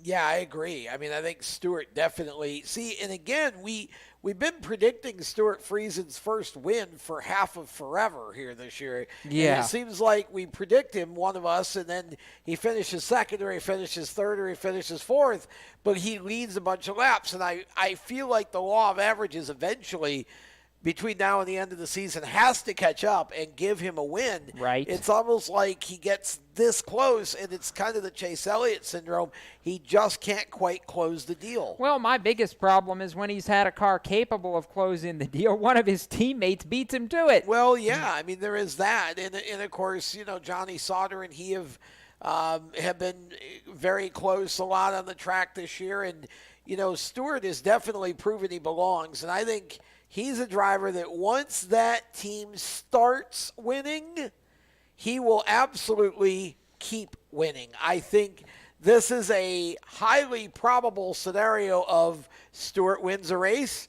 A week or two later, Stewart wins another race. And if Stewart wins a race early in the playoffs, Stewart, I believe, absolutely has the capability of being a contender here. Jacob. Yes, I approve of I approve of that, certainly, and I hope he's a contender because, quite frankly, right now, if all goes according to plan, the 52 is the team I believe should be at Homestead in the Final Four. Now, the question of will he be at Homestead in the Final Four is anybody's guess, and if Randy worked his magic, I believe that click I just heard means we have a Kentucky boy on the line with us. Ben Rhodes, how the heck are you doing? Oh, I'm doing good. Just got out here in Las Vegas and enjoying the sunshine, but I don't know if I will be here in the next couple of days. It's going to be hot. Yeah, I see. Heard about that. We have heard about that. Triple-digit temperatures, it sounds like, for most of the time that all three series are going to be on track this weekend. I mean, as you mentioned, the sunshine is nice compared to what everybody's been dealing with the last week in Indianapolis, but what are the challenges of a race weekend like this for you guys in the trucks? Because that can't be easy. No, driver comfort-wise, I'm going to be absolutely miserable. but as far as the racing goes, I think it's going to be even better than what we saw in the spring race for the Truck Series. And the reason why is just because of the fact we'll be actually sliding around. I'm hoping that it'll allow multiple grooves to open up. If you look back at the spring race for the Truck Series here in Vegas, it was a lot of drafting. It was like Michigan, Talladega in a way. It was crazy. We don't see that very often, and it was just so cold that it made that happen. It produced those racing conditions. So this time, I'm thinking that Mother Nature might have her way. It might allow the groove to open up a little bit, and make it where the racing is a little more side by side action.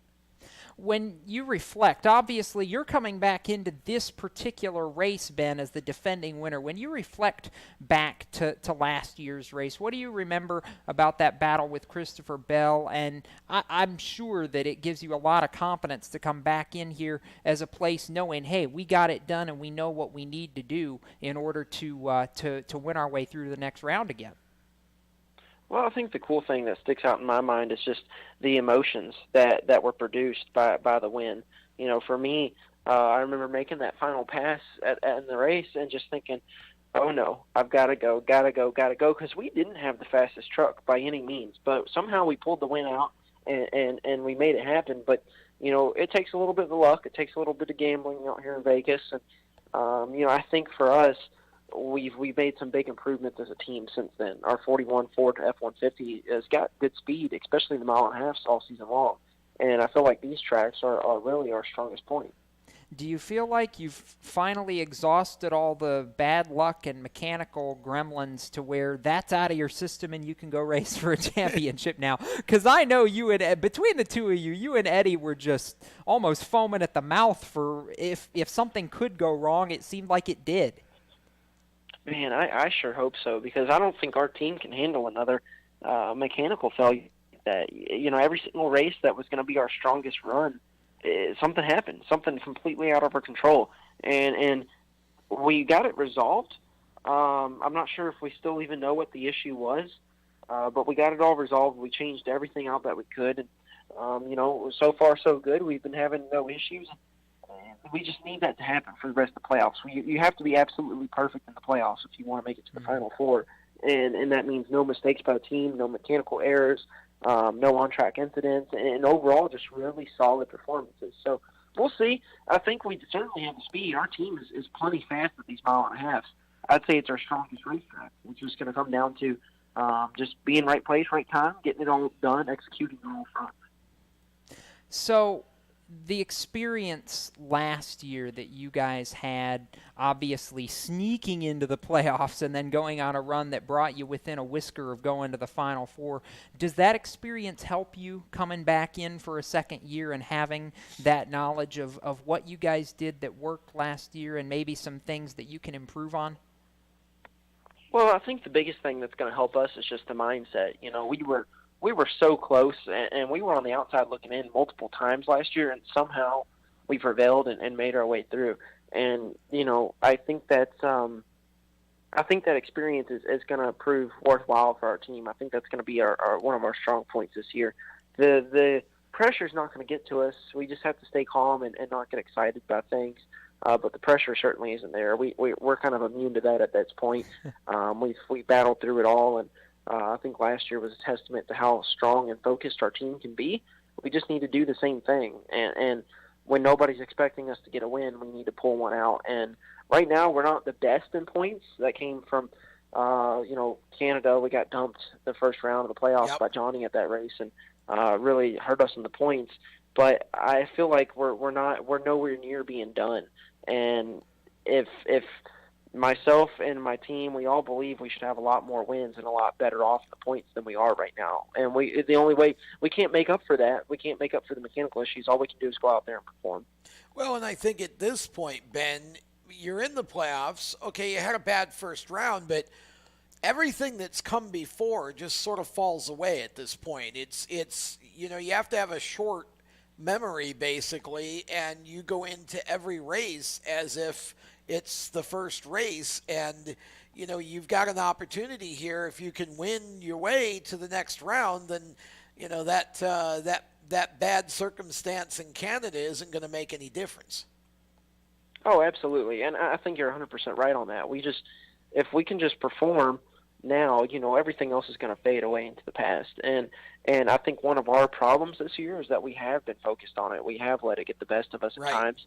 And that hasn't happened often. I can only recall one race where emotions were running hot on everybody on the team just because it was so fresh in our mind, and we've been dealing with it for so many times that it was just starting to get really, really frustrating. And like you said, the slate's been wiped clean. We're focused on the future at this point, and everybody knows what the goal is. Everybody knows what we're trying to accomplish on the team, and I'm really proud of how everybody's been performing. We just need to keep doing what we're doing, and I think we'll be just fine. We'll make it to the next round. We just can't have any mistakes. Yep. All right, Ben, so we've got some more conversation we want to have with you on the other side of a break, but we have to step away for just a moment. So if you can, hang on with us, and we'll continue with you in just a minute. Absolutely. All right, we're going to step aside real quick, and Ben Rhodes will have more conversation with us about the NASCAR playoffs and Sin City right around the turn. This is Motorsports Madness, and we'll be back with more in just a few moments. How to be a great dad in 15 seconds.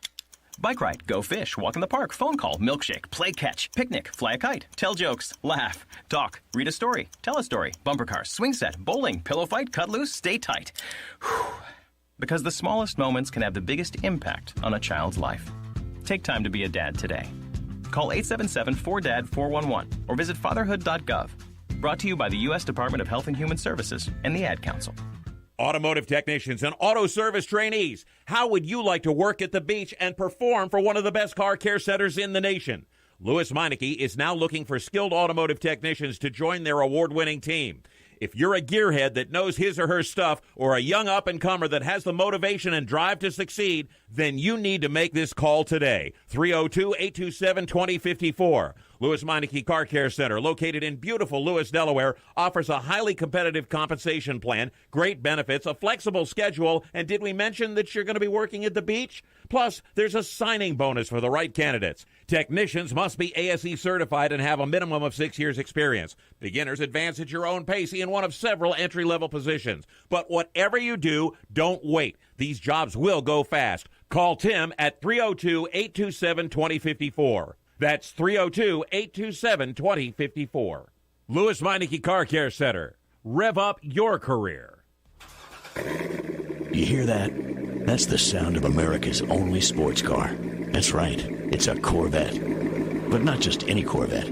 It's your Corvette. It's that who cares if there's traffic part of your day. And this can be you when you come to Cooper Corvettes. With 60 years of Corvettes to choose from, there's always a Corvette in your budget. And they'll service any Corvette you bring in. Cooper Corvettes on Route 1 just north of Quantico and Triangle. Call, click, or visit CooperCorvettes.com.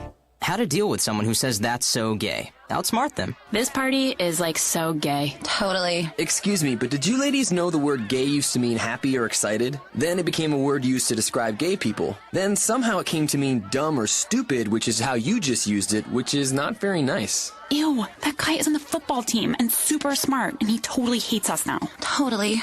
When you say that's so gay, do you realize what you say? Knock it off. Learn more at thinkbeforeyouspeak.com. Hi, I'm Cole Custer, and you're listening to the Performance Motorsports Network, the voice of motorsports. See, the opening to last segment wasn't quite as fun as I had hoped because we were trying to hunt down Ben Rhodes while recorded Ben Rhodes was bringing us back from break. It would have been more fun to have recorded Ben Rhodes be heard by real Ben Rhodes. But we have the real Ben Rhodes as we continue with Motorsports Madness via the Race Chaser hotline. Jacob Seelman, Tom Baker, Cisco Scaramuza, Randy Miller all around the round table. And Ben has been talking with us about the NASCAR playoffs, et cetera, et cetera.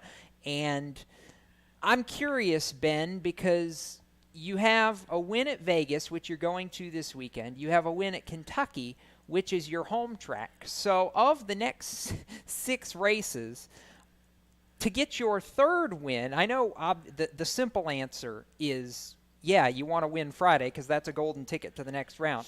But of the other tracks that are left, is there a particular one that you'd really want to win at? Man, of the other tracks, if I make it to the round of 4, winning at Homestead would be nice. Duh. Yeah. You asked for it, Jacob. I do like Homestead, though. That, in all seriousness, Homestead is one of the biggest race weekends for Ford of the year. That's Ford Championship weekend. And who doesn't want to win there? That's kind of becoming, a really prestigious racetrack in and of itself because it's so difficult to race there. You have to be so close to the wall. There's a different type of skill that's involved. And I enjoy that racetrack. It's just a lot of fun. And I feel like there's a lot of heritage that comes with that. And I would love to have that trophy on my mantle. I think that's a really unique place. And to say you can win there is pretty special. So you mentioned the fact that Ford Championship weekend being special for you guys at ThorSport this year. Obviously, it's ThorSport's first year running the Ford F-150s. Now that we're close to a year in, do you feel like the transition has gone how you guys expected it to go when you first jumped into the deep end here? Or has this been a little bit more of an adventure, more of a journey than perhaps you guys anticipated at the beginning?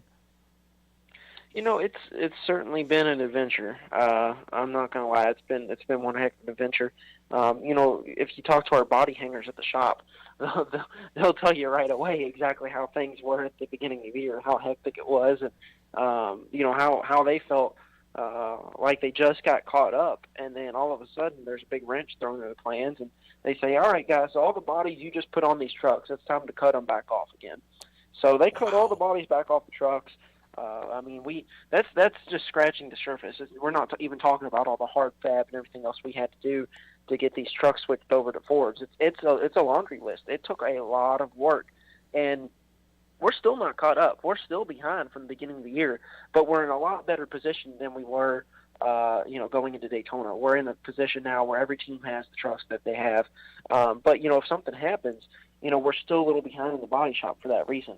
So, at the end of this year, December, those guys are still going to be working hard. January, working hard.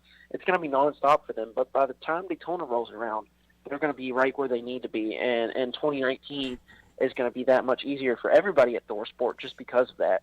But I wouldn't have it any other way. Ford's been awesome to us. It's been fun. They're just like a big family. They've welcomed us with open arms, and I've never really had that before. It's been an interesting experience, and I've really, really enjoyed getting to know them because for me it's gone past a little bit deeper of a relationship than I've had in the past. You had, obviously, you've been through a lot with ThorSport. You had the transition to Ford that you guys have been dealing with this year. Last year, you guys had the shop fire that you spent about half the year really trying to rebound from. But through it all, I feel like it has made you guys as a team and an organization that much stronger. Do you guys feel like you're back where you were before all of this turmoil and all of this change started a year or so ago, or do you feel like there's still some building that maybe the rest of us aren't seeing that's still going on? No, I really do feel like we're in the right spot now. Everything has been rebuilt. Everybody's happy and stronger for that reason. Really, the only thing that we could use help on or get better at is just getting ahead on building these trucks now. Because of that switch to Ford in the beginning of the year. But we're pretty well caught up to where we need to be. But if you're not working ahead, then you're behind, and that's where we're at. We're caught up. We're where we need to be to get to the trucks to the racetrack. But we need to be working ahead so that we're prepared for anything. And that's where a lot of your speed comes from is being prepared for anything. So when something does happen, it doesn't take your focus away from the engineering and from the setup side of these trucks. Do you think, Ben, that when you look at the truck series this year, I feel like it isn't necessarily that the drivers are better, but for some reason it feels to me like this year it's been a little bit of a closer field for some reason, with even more drivers being top 5 to top 10 capable, which makes it even more difficult for someone like you to break through and get a win. It's far more competitive than I think a lot of people give it credit for.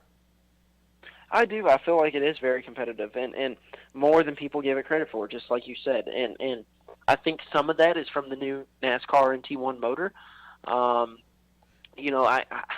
feel like that's a lot of it, because if you look back at our race here at Las Vegas earlier this year in the spring, the race was just super close. Yeah. It was like Michigan. You were drafting so much and so race. Hard down the straightaways, and the racing was just absolutely insane. It should have been super entertaining for the fans because we were just making passes like crazy.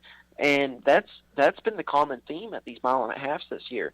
And for me, that's one of the reasons why I'm praying for this hot, sunny racetrack and the track to get really slick and the tires to wear out, so that it gives me more of a break, so I can make passes on my competitors and not be afraid that they're going to pass me while I'm trying to make a pass, and that makes it really entertaining for the fans when that jostling for position happens every single lap with the same guy.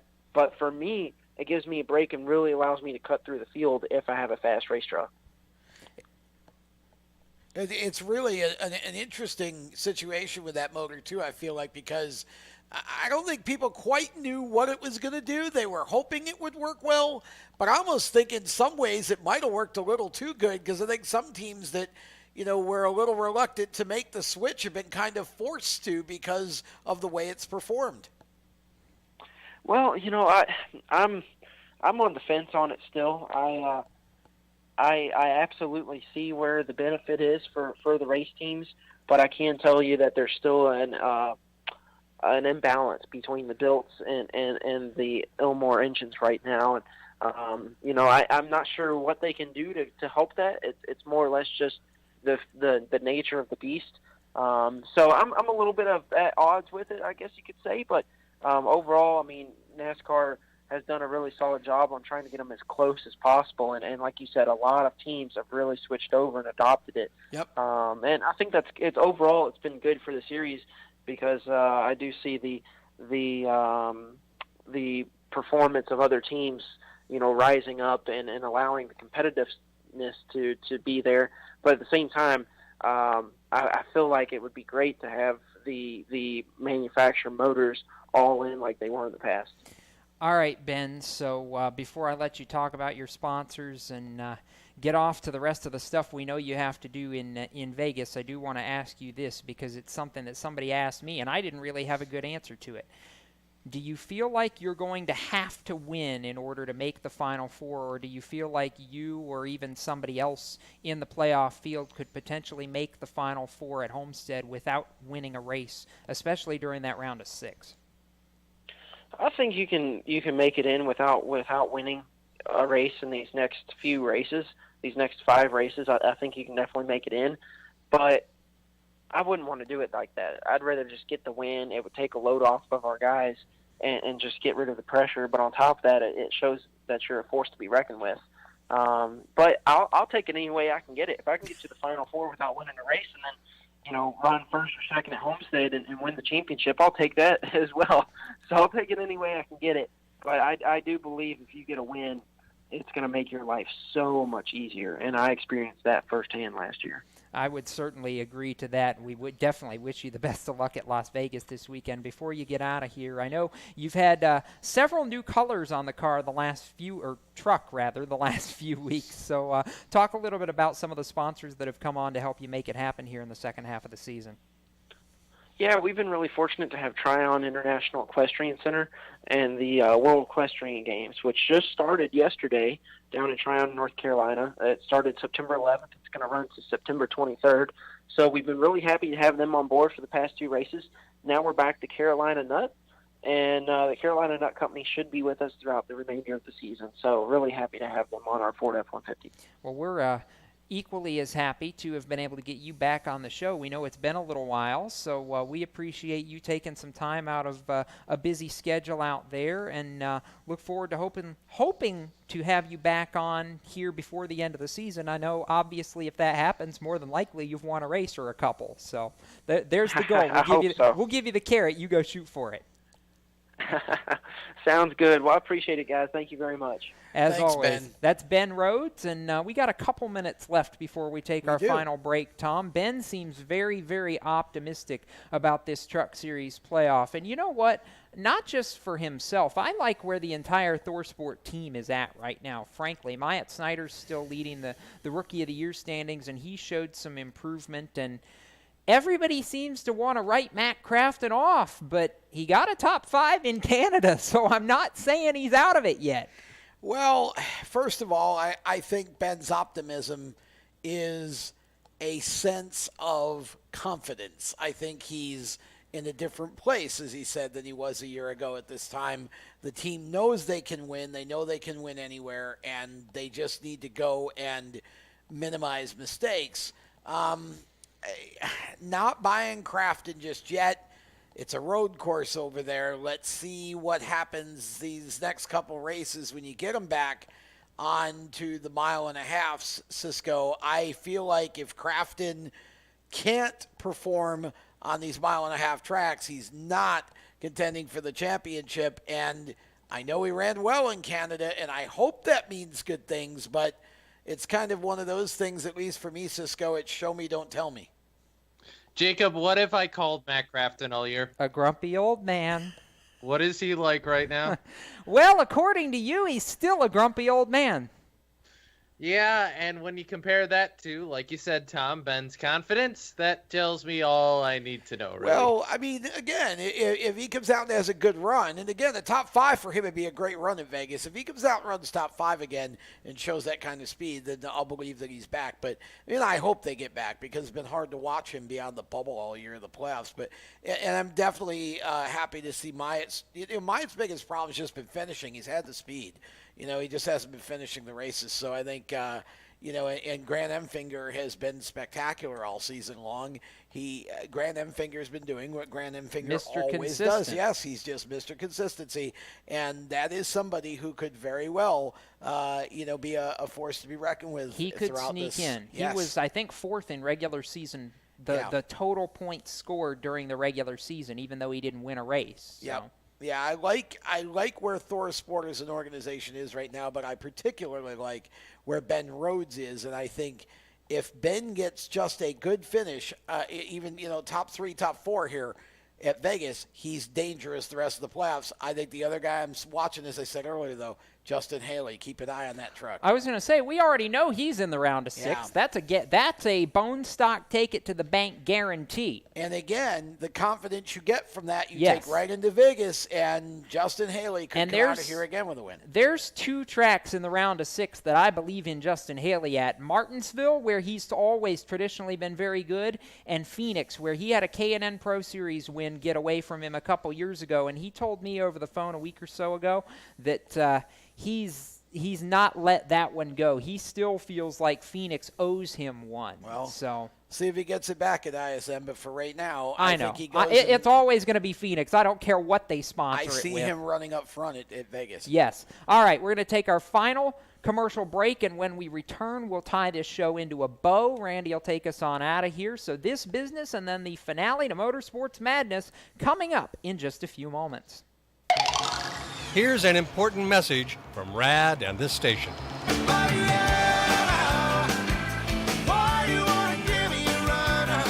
Hi, this is Bob Sheehan from Blues Traveler for RAD, recording artists against drunk driving. I like to party just as much as the next guy, maybe even more, but the one thing I won't do after I've had a few is get in the car and drive. Don't blow it. Always choose a designated driver. Remember, music lives and so should you. Motorsports sales professionals. Performance Motorsports is looking to build a team of experienced media sales professionals to represent our programming to the industry's top companies, magazines, and racing series. If you have motorsports sales or marketing experience, know how to work with agencies, understand social media, and are incredibly creative when it comes to working with clients and promotions, then we want to hear from you. Top performers are richly rewarded. Your imagination is the only limit here. Call 717-749-0444. That's 717-749-0444, or email us at scorpionradiogroup@gmail.com. You want to ask for Sue. You are a waste. A loser. Everyone hates you. Why don't you just stay in your car and keep driving? I'm serious. Drive until you run out of gas, then get out of your car and walk until you find someone who doesn't think you're dumber than bricks. Could take a while, but at least all that walking might burn a couple of calories. You may not witness bullying like this every day. Your kids do. They want to help, but they don't know how. Visit stopbullying.gov to learn safe, simple ways your child can help stop bullying. Be more than a bystander at stopbullying.gov. A message from the Ad Council. You own a performance car and you know how to drive, but you want to learn real performance driving. Well, Bunky, get that car off the street and onto the track. Summit Point Motorsports Park, the Mid-Atlantic's premier road racing facility, located just over an hour from D.C. in nearby Summit Point, West Virginia, is the place to go. And you'll find that Friday at the track is going to give you what you need. For less than a monthly car payment, you can attend this regularly scheduled one-day instructional event in your street car on one of Summit Point's 3 world-class road racing circuits. You'll receive classroom instruction, skid pad instruction in their cars, including front and rear skid control, and 4 20-minute in-your-car instructional sessions from a professional instructor. Have fun, go fast, and really learn how to drive. Call 304-725-8444 for class schedules and details. That's 304-725-8444. Friday at the track at Summit Point Motorsports Park. Hi, I'm Tyler Reddick, and you're listening to Race Talk on the Performance Motorsports Network. We was talking about him earlier. He kind of sort of finished second at the Brickyard. Tyler Reddick's last 2 finishes have been third and second. That means there's only one place to go this weekend at Vegas. Well, he certainly hopes that anyways. That would be a nice way to do it. You let's see, you show, then you place, and then you win. Yes. That's how you That's do like it. horse racing, That's which exactly is one of Ben right. Rhodes' sponsors. Correct. The Equestrian Center. I see what you did there. This Cool. is Well, the he's from Kentucky too. They run a derby there. They That's do pretty run a famous. derby there with fancy hats that Yes. I want to get to one of these days. Fancy hats. Or crazy hats, one or the other. Well, no, they're fancy. But not the guy with the fancy hat. That's different.